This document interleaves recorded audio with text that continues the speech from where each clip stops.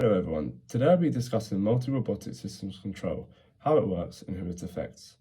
Multi-robot systems control is the process of orchestrating autonomous robots to achieve a single complex goal. The benefit is superior speed, robustness and redundancy compared to a single machine. A key example is vehicle platooning, which is where a group of vehicles use vehicle-to-vehicle communications to travel together. They must match speed and maintain spacing. These graphs show the system working. The top left graph shows the spacing error quickly stabilizing at zero. The other graphs show all vehicles' position, velocity and acceleration converging to follow the leader.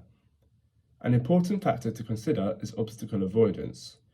Robots use sensors like radar and LiDAR and communicate wirelessly. They automatically adjust their speed and distance to avoid collisions with each other and with obstacles. Also, formation monitoring is important.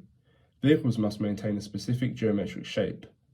They use sensors like GPS, LiDAR and radar to determine their position and distance from each other, and exchange this information to achieve consensus, and control algorithms calculate the necessary adjustments.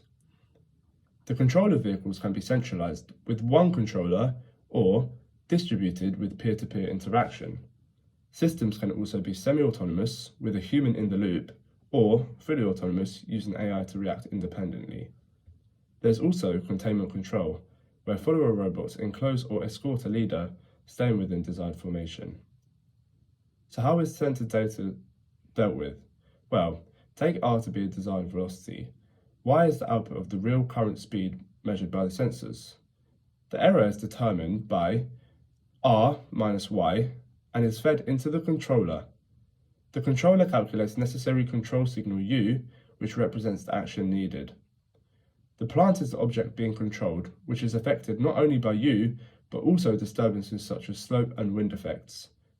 Y is measured again and is fed back to the start of the loop to be compared with desired velocity. And this is a feedback loop. So how are these systems currently affecting people? Well, in Ukraine, swarmer drones autonomously coordinate complex missions with minimal human input. AI determines strike orders and timings. This system coordinates reconnaissance and striking drones. If one drone is lost, the others regroup and continue the mission. 70 to 80% of deaths in the Russia-Ukraine war have been due to drones. On the positive side, in search and rescue, drone swarms save lives. They automatically divide and cover vast search areas, completing missions up to 30 minutes faster than traditional methods. Finally, in traffic control, swarm intelligence in traffic signals adapts to live flow.